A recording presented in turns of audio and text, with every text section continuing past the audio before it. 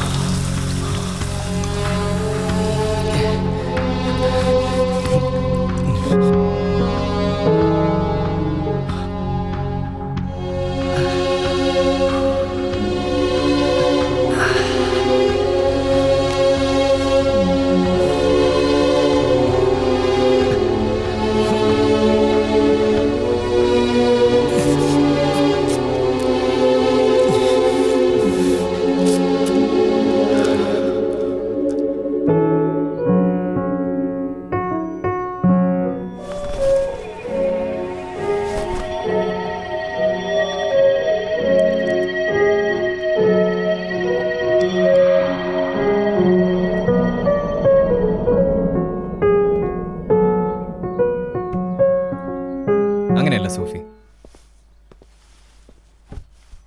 Music എപ്പോഴും soothing ആയിരിക്കണം. It should flow.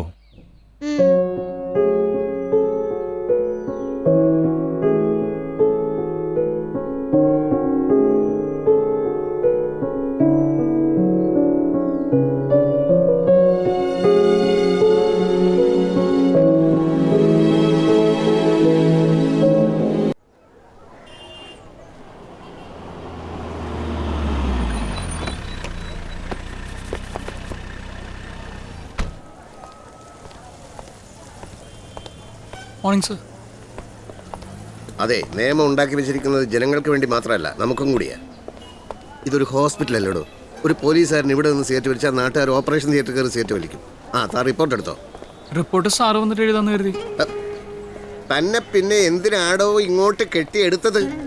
ഞാൻ വരുന്നതിന് മുമ്പേ റിപ്പോർട്ടൊക്കെ റെഡിയാക്കാനല്ലേ തന്നെ നേരത്തെ ഇങ്ങോട്ട് അയച്ചത്. സാറ് ഒന്ന് നിന്ന് തന്നാൽ മതി, ബാക്കിയെല്ലാം ഞാൻ ചെയ്തോളാം.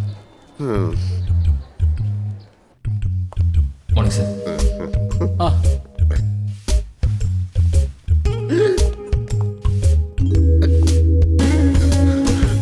തലയ്ക്ക് ഈ ഭാഗത്തേറ്റ അടിയുടെ ആഘാതത്തിലാണ് ബ്ലഡ് പടർന്ന് ബ്രെയിനിലെത്തിയതും അവിടെ ക്ലോട്ടായതും. പിന്നീട് ഇവിടെയും ഇവിടെയും.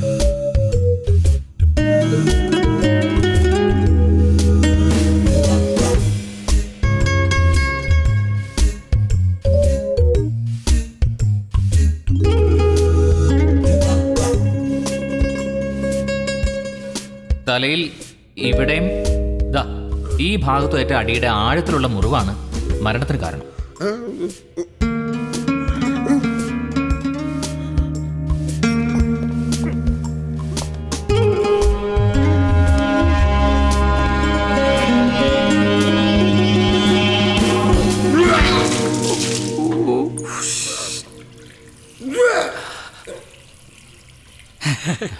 ഈ അടുത്ത കാലത്തെ ആലപ്പുഴ സ്ഥലം മാറി വന്നാണ്. അതിൻ്റെ ഒരു പരിചയക്കറവാണ്.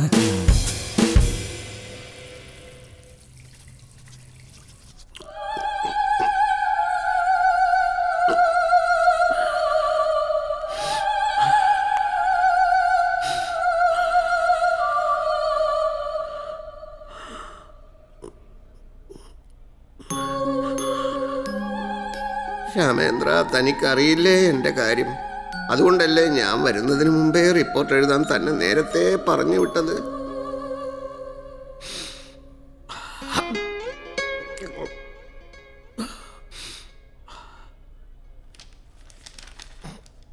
ഭക്ഷണം കഴിച്ചു കഴിഞ്ഞ് വിപിന സന്ധി റെസ്റ്റോറൻറ്റിൽ നിന്ന് ഇറങ്ങി കാറിൽ കയറി ഫ്ലൈറ്റ് ലാൻഡ് ചെയ്യുന്നത് കാണാൻ സംഭവ സ്ഥലത്ത് വന്ന് നിന്നു. ഫ്ലൈറ്റ് ലാൻഡ് ചെയ്യുന്നത് കാണാനോ? അതെന്താ ഇപ്പം ഇത്ര കാണാൻ? അതിനടുത്തൊരു ബൈക്കിൽ 2 ചെറുപ്പക്കാർ വന്ന് നിൽക്കുകയും അതിലൊരാൾ വിപിനെ ആക്രമിക്കുകയും അതുവഴി വന്ന മറ്റൊരാൾ അവരെ രക്ഷിക്കുകയും അക്രമിയെ പിടികൂടാൻ ശ്രമിക്കുകയും ചെയ്യുന്നു. എന്നിട്ട് എനിക്കൊന്നും അറിയില്ല. പെട്ടെന്നുണ്ടായ ഷോക്കിൽ ഞാൻ ആകെ തകർന്നു പോയി. എന്താ ചെയ്യണ്ടെന്ന് അറിയാതെ വരച്ചു നിൽക്കായിരുന്നു ഞാൻ.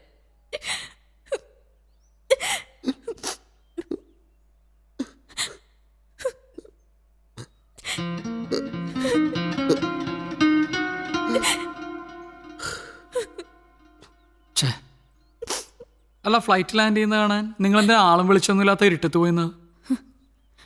എന്താ അവിടെ നിൽക്കാൻ പാടില്ല നിയമമൊന്നുമില്ലല്ലോ. ഞങ്ങൾക്ക് അവിടെ നിൽക്കണമെന്ന് തോന്നി, നിന്നു.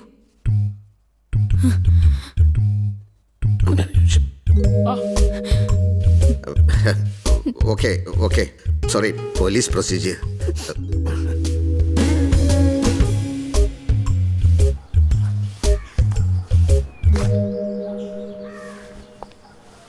സാറടെ വന്നോണ്ടാ, അല്ലെങ്കിൽ നായിന്റെ മുളക് കൊണ്ട് മുഴുവൻ പറയിപ്പിച്ചേ.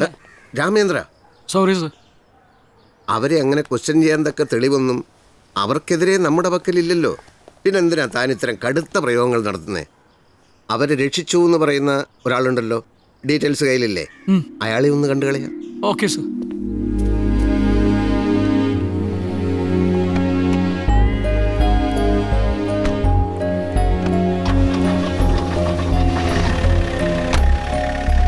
അതെ രാമേന്ദ്ര. സർ, റാം. തൻ്റെ അച്ഛനും അമ്മയുടെ പേരല്ലേ രാമേന്ദ്രൻ? അതിനെന്താ കുഴപ്പം? ഞാൻ ഒച്ച വെച്ച് ബൈക്ക് നിർത്തി അവരുടെ അടുത്ത് എത്തുമ്പോഴേക്കും അവൻ എന്നെ ഒരു വടിയെടുത്തടിച്ചു. ഞാൻ തിരിച്ചു അടിച്ചു.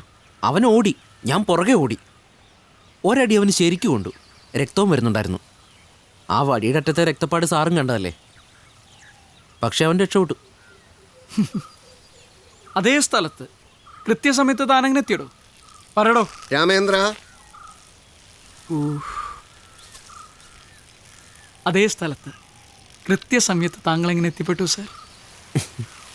ആ സ്ഥലത്ത് നിന്ന് 1 കിലോമീറ്റർ കഴിഞ്ഞ് എൻ്റെ വീടായി. ആ വഴി എനിക്ക് വീട്ടിലെത്താൻ പറ്റൂ. വേറെ എന്തെങ്കിലും അൺയൂഷ്വലായിട്ട് തോന്നിയോ? ഇല്ല സാർ, അയാളുടെ ബോധം പോയിരുന്നു. ഒരുപാട് രക്തവും. ആ പെൺകുട്ടിയാണെങ്കിൽ ആകെ ഒരു ഷോക്കിലായിരുന്നു. മൊബൈലിൽ ഒത്തിരി മെസ്സേജസ് വന്നിട്ടും ആ പെൺകുട്ടിയൊന്നും കേൾക്കുന്നുണ്ടായിരുന്നില്ല. അത്രയ്ക്ക് ഷോക്കിലായിരുന്നു. Thank you for your time. Sir,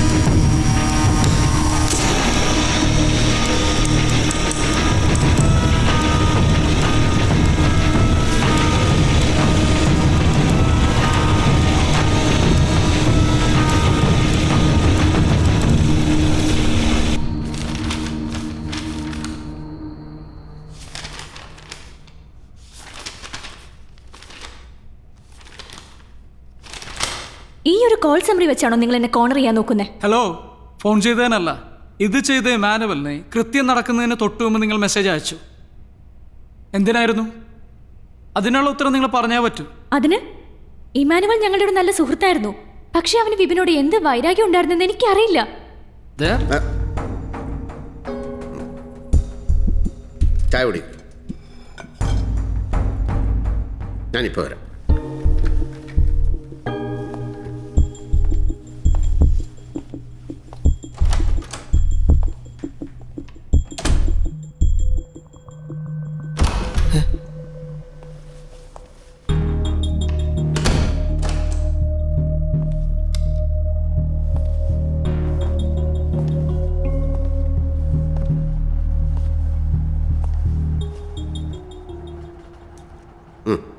വേണ്ട സർ. കഴിച്ചു. പണി പാളി. സന്ധ്യ പറയുന്നത് നീ വിപിനോടുള്ള എന്തോ വൈരാഗ്യത്തിന് ചെയ്തതാണെന്നാ. അവൾക്കെതിരെ ഒരു പ്രൂഫും ഇല്ല. അവള് സുഖമായിട്ട് ഊരിപ്പോരും. തൻ്റെ കാര്യമാ കഷ്ടം. ഇത്ര ചെറുപ്പത്തിലെ വിപിനെ കൊല്ലാൻ മാത്രം തനിക്ക് അവനോട് എന്ത് വൈരാഗ്യമാണ് ഉണ്ടായിരുന്നത്? പ്രശ്നമാണ്. കോടതി, ശിക്ഷ, ജയിൽ, കഷ്ടപ്പെടും. മനസ്സിലുള്ള വിഷമം ആരോടെങ്കിലും ഒന്ന് പറഞ്ഞാൽ വലിയ ആശ്വാസമാണ്. സാറേ ഞാൻ ചെയ്തത് ഏറ്റവും സന്ധ്യ. അതെ, ഇതിൽ ഇൻകമിങ് മാത്രമേ ഉള്ളൂ, ഔട്ട് ഗോയിങ് ഇല്ല. ഞാൻ വേണ്ട 100 വട്ടം പറഞ്ഞതാ. അവനെ കൊന്നാൽ എനിക്ക് അവളെ കെട്ടാൻ പറ്റുമെന്ന് പറഞ്ഞ് അവളെ നിർബന്ധിച്ച് എന്നെ കൊണ്ട് ചെയ്യിച്ചതാ. അല്ലാതെ ഞാൻ മനസ്സറിച്ച് ചെയ്തതല്ല സാറേ. ഒറ്റയ്ക്ക് വേണ്ടിയുള്ള ദൈവം ഞാനൊരുത്തരെ കൊന്നത്.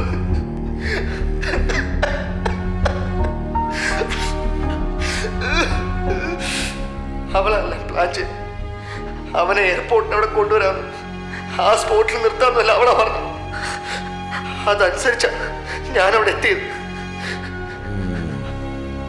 അവൾക്ക് വേണ്ടി സാർ ഞാൻ അതൊക്കെ ചെയ്ത.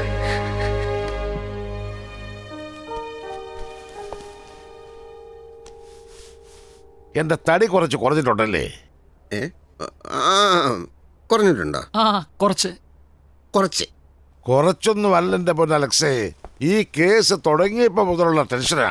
റിട്ടയർഡ് ജഡ്ജിന്റെ മോനായതുകൊണ്ട് മോളിൽ നിന്ന് വല്ലാത്ത പ്രഷറായിരുന്നു. ആ ചെക്കനെ വെച്ച് ഈ കേസ് ക്ലോസ് ചെയ്യാമായിരുന്നു. ഈ കേസിൽ ആ പെൺകുട്ടിയുടെ ഇൻവോൾവ്മെന്റ് കണ്ടുപിടിച്ചത് തന്റെ ബ്രില്യൻസ് തന്നെ. ഇനി നമ്മളെ തോണ്ടാൻ ഒരു CBIയോ ഒരു ക്രൈം ബ്രാഞ്ചോ വരില്ലല്ലോ. എന്തായാലും തനിക്കൊരു പ്രമോഷൻ ഉറപ്പാ. സാർ, എനിക്കൊരു കാര്യം പറയാനുണ്ടായിരുന്നു. പറയൂ. ഞാൻ റിസൈൻ ചെയ്താലോ എന്ന് ആലോചിക്കുക. റിസൈൻ ചെയ്യുകയോ? ഇത്രയും നല്ല സർവീസ് റെക്കോർഡും പ്രമോഷൻ ചാൻസുമുള്ള ഈ സമയത്തോ? തനിക്കെന്താ വട്ടായോ? വട്ടായി സാർ. ഒരുതരം മടുപ്പ്. ഇനി നാട്ടിൽ ചെന്ന അമ്മയോടൊപ്പം പറമ്പും കൃഷിയൊക്കെ ആയി സ്വസ്ഥമായിട്ടിരിക്കാനാണ് മനസ്സ് പറയുന്നത്. എടോ, തന്റെ കമ്മിറ്റ്മെന്റും ഹാർഡ് വർക്കും ബുദ്ധിയും ചേർന്നാണ് താൻ ഏറ്റെടുത്ത കേസുകളെല്ലാം തെളിയിക്കുന്നത്. കേരള പോലീസിലെ ഏറ്റവും ധീരനായ ഒരു ഓഫീസറാണ് താൻ. An asset to the force.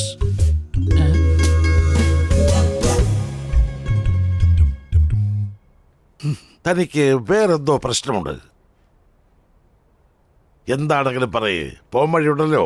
അല്ലാതെ റിസൈൻ ചെയ്യല്ല വേണ്ടത്. പറയേ, എന്താ തന്റെ പ്രോബ്ലം?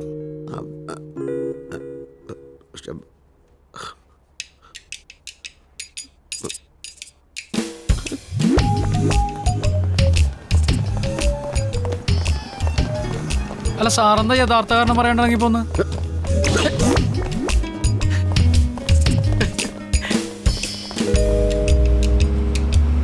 സാറിന് ഞാൻ ഒരു സമ്മാനം തരുന്നുണ്ട്. പള്ളിയിൽ അച്ഛൻ്റെ ലോഹ. അതാവുമ്പോൾ സാറിന് നന്നായി ചേരും. എടോ, എൻ്റെ അപ്പം പോലീസായിരുന്നു, അപ്പൻ്റെ അപ്പം പോലീസായിരുന്നു എന്ന് വെച്ച് ഞാനും പോലീസാവണമെന്ന് വല്ല നിയമമുണ്ടോ? കുടുംബത്തിൻ്റെ സ്റ്റാറ്റസ് ഉണ്ട.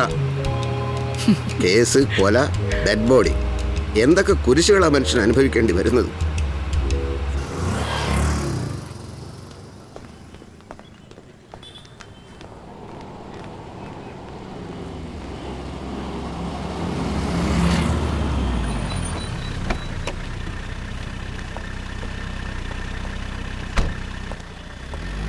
സാറേ എനിക്കൊരു പരാതി പറയാനുണ്ട്. സാറിനെ ശല്യം ചെയ്യാതെ മാറി നിൽക്കടി. സാർ,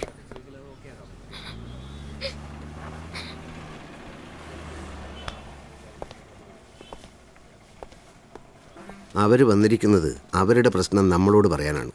അപ്പം അവരെ പേടിപ്പിച്ചാൽ അവരുടെ പ്രശ്നം അവരാരോട് പറയും? അവരവരുടെ കാര്യം പറയട്ടെ. അതോട്ട് വരാൻ പറ.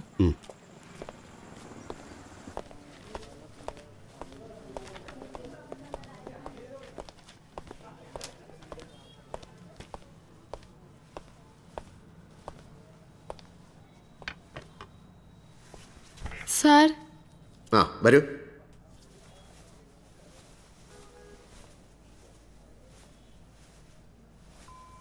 പറയൂ. എൻ്റെ ഭർത്താവിനെ 2 ദിവസമായി കാണാനില്ല സാർ. ഓട്ടോ ഓടിക്കാൻ പോയതാ. പരിചയക്കാരുടെയൊക്കെ തിരക്കി. അവർക്കാർക്കും ഒരു വിവരമില്ല. സാർ, എൻ്റെ ഭർത്താവിനെ എങ്ങനെയെങ്കിലും കണ്ടുപിടിച്ച് തരണേ. സുഖമില്ലാത്ത അമ്മയ്ക്കും വയ്യാത്ത കാലമുള്ള എനിക്കും അയാൾ മാത്രമേ ഉള്ളൂ. വീട്ടിൽ നിങ്ങൾ തമ്മിൽ എന്തെങ്കിലും പ്രശ്നങ്ങളോ വഴക്കോ മറ്റോ ഉണ്ടായോ? അങ്ങനെയൊന്നുമില്ല. ഇതിനു മുമ്പ് ഇങ്ങനെ പോയിട്ടുണ്ടോ? ഇല്ല. എന്നാലൊരു കാര്യം ചെയ്യ്. ആ റൈറ്ററോട് പറഞ്ഞ് ഒരു പരാതി രജിസ്റ്റർ ചെയ്തോ. ഞങ്ങളൊന്ന് അന്വേഷിച്ച് നോക്കട്ടെ. അയാളുടെ ഫോട്ടോ എന്തെങ്കിലും കൊണ്ടുവന്നിട്ടുണ്ടോ?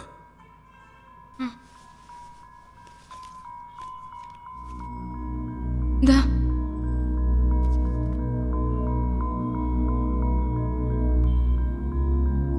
അതെ,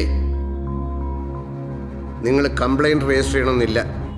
ഇയാളുടെ പേരിൽ ഉടനെ തന്നെ ഒരു കംപ്ലൈൻറ്റ് വന്നേക്കും. അന്നേരം ഞങ്ങൾ പൊക്കി അകത്തിട്ടിട്ട് വിവരം അറിയിക്കാം. അപ്പം വന്ന് കണ്ടാൽ മതി. വേഗം വിട്ടോ. ഇപ്പൊ അങ്ങനൊന്നും ഇല്ല. ഓട്ടോ ഓടിച്ച ഞങ്ങളുടെ കാര്യങ്ങൾ നോക്കുന്നത്. ചെല്ല്. പറഞ്ഞത് കേട്ടില്ലേ? നിങ്ങൾ വണ്ടിയിൽ നിന്ന് ഇറങ്ങി ഓടിയത് എന്തിനാ? അയാളുടെ അപ്പോഴത്തെ പെരുമാറ്റം എനിക്ക് ശരിയായി തോന്നിയില്ല. പരിചയമില്ലാത്ത വഴി സന്ധ്യാസമയവും അതൊരു പ്ലാനായിട്ടാണ് എനിക്ക് തോന്നിയത്. ഞാനും ഇവിടെ ഉണ്ടായിരുന്നില്ല. ഒരു മെഡിക്കൽ കോൺഫറൻസ് അറ്റൻഡ് ചെയ്യാൻ ഡൽഹിയിലായിരുന്നു. ഇവൾ എൻ്റെ അടുത്തേക്ക് വരാനാണ് അന്ന് വീട്ടിൽ നിന്ന് ഇറങ്ങിയത്. ഈ ഓട്ടോക്കാരനുമായി നിങ്ങൾക്ക് നേരത്തെ പരിചയം ഉണ്ടായിരുന്നു അല്ലേ? സർ, വെറും 2-3 ദിവസത്തെ പരിചയമേ ഇവർ തമ്മിലുള്ളൂ. എന്നും രാവിലെ വീട്ടിൽ നിന്ന് പിക്ക് ചെയ്യും, ഓഫീസിൽ കൊണ്ടുവിടും.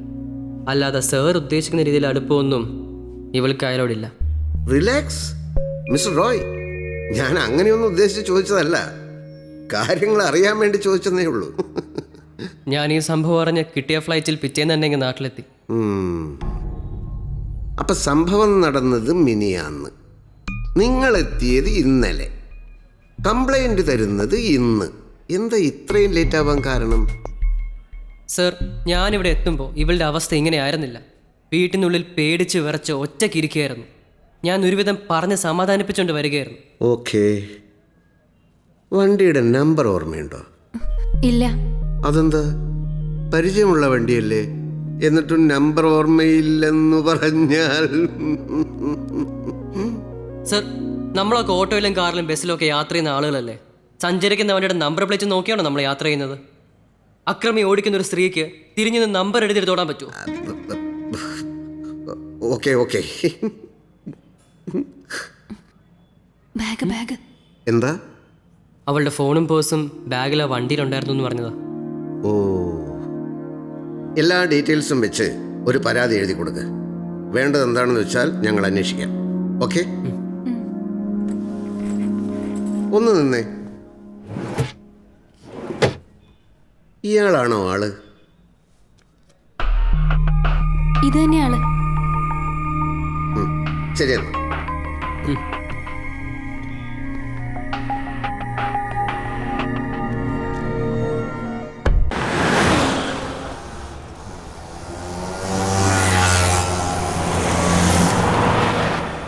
എന്തായി സാറിൻ്റെ കാര്യങ്ങളൊക്കെ? എന്ത് കാര്യം? വർമ്മ സാറ് പറഞ്ഞ പ്രൊമോഷൻ്റെ കാര്യമൊന്ന്. മഴക്കാറ് കണ്ടിട്ട് ഞാൻ ചായപാത്രം അടുപ്പത്ത് വെക്കാറില്ല. എനിക്ക് പ്രൊമോഷൻ കിട്ടാൻ തനിക്ക് വല്ലാത്ത ധൃതിയുണ്ടോ? അല്ല സാർ, ഈ സ്റ്റേഷനിൽ വരുന്നവരൊക്കെ കുർബാനയും ചൊല്ലിപ്പിച്ച് കുമ്പസാരിപ്പിച്ച് കുഞ്ഞാടുകളാക്കി മാറ്റിക്കൊണ്ടിരിക്കുകയല്ലേ സാർ. എത്രയും പെട്ടെന്നൊന്ന് പോയിട്ട് വേണം എനിക്കൊരു യഥാർത്ഥ പോലീസുകാരനായിട്ട് ജീവിക്കാൻ. യഥാർത്ഥ പോലീസുകാരൻ എന്ന് പറഞ്ഞാൽ കസേരയില്ലാതെ കസേരയിലിരുത്തുക, പച്ച ഈർക്കിൽ കുത്തിക്കയറ്റുക, അതൊക്കെയാണ്. എന്തിനാ നിർത്തിയത്? പച്ച ഈർക്കിൽ പൊട്ടിക്കാനാ? സാർ അങ്ങോട്ടൊന്ന് നോക്കിയേ.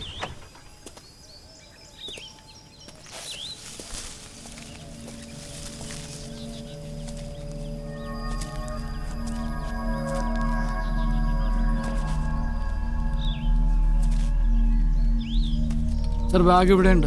അവരെന്ന ഡീറ്റെയിൽസിലുള്ള സാധനമല്ല ഇതിലുണ്ട്. ഒന്നും നഷ്ടപ്പെട്ടിട്ടില്ല. അതല്ലാതെ ഇവിടെ വേറെ ഒന്നുമില്ല സാർ. അങ്ങനെ തീർത്ത് പറയല്ലേ രാമേന്ദ്ര.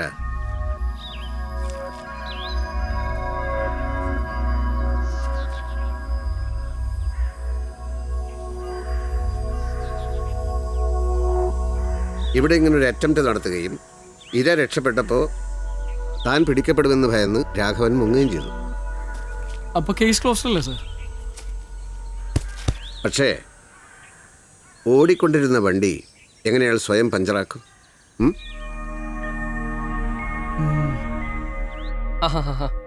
ശരി, 4:30ക്കുള്ള അപ്പോയിൻമെൻറ്റ് ഒരു 5:30 ആക്കിക്കോ. ഇന്നിനി വേറെ അപ്പോയിൻമെൻ്റ് ഒന്നും വേണ്ട. ശരി.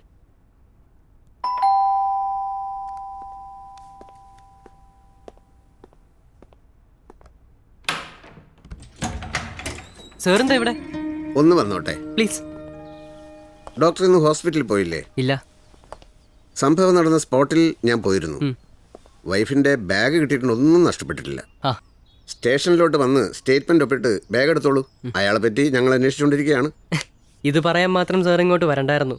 ഒന്ന് ഫോൺ ചെയ്തിരുന്നെങ്കിൽ. അതിന് മാത്രമല്ല, റോയിയെ ഒന്ന് കാണാനും കൂടി വന്നതാ ഞാൻ. നമ്മൾ ഇപ്പോഴല്ലാതെ മുമ്പ് എപ്പോഴോ കണ്ടിട്ടുണ്ടല്ലോ.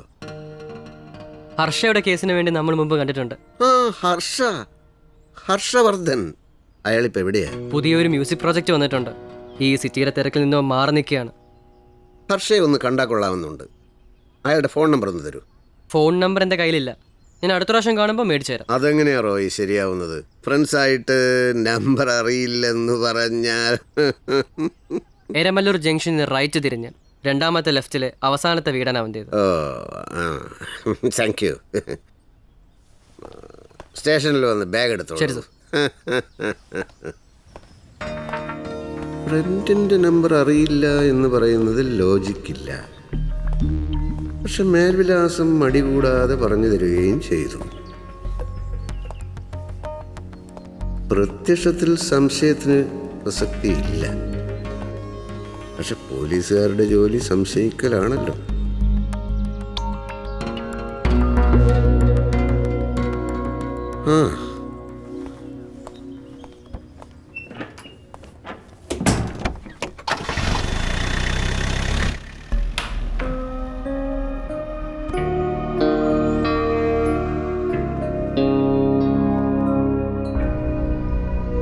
നമ്മൾ വിചാരിച്ച കാര്യം നടക്കുമോ? നടക്കും.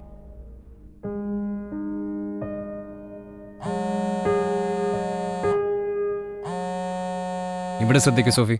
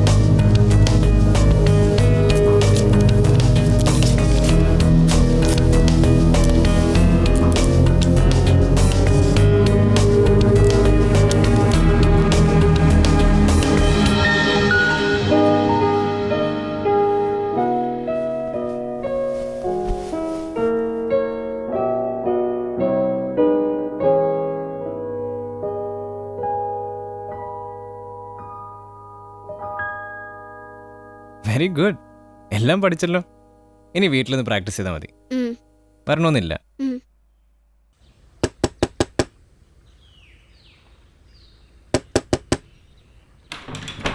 ആ മോള് വന്നോ? വാ. പേടിക്കണ്ട, മോളിങ്ങോട്ട് വന്നോളൂ. ഇന്നത്തെ ക്ലാസ്സൊക്കെ കഴിഞ്ഞോ? ഉം. എങ്ങനെയുണ്ട് ക്ലാസ്സൊക്കെ? ഹർഷ സാർ നന്നായി പഠിപ്പിക്കുന്നുണ്ടോ? ഉം. കുട്ടികളുടെ ഇത്തരം വാസനകൾ നമ്മൾ എൻകറേജ് ചെയ്യണം. എന്നാലേ വലുതാവുമ്പോൾ ഏത് കരിയർ ചൂസ് ചെയ്യണമെന്ന് അവർക്ക് തീരുമാനിക്കാനാവൂ.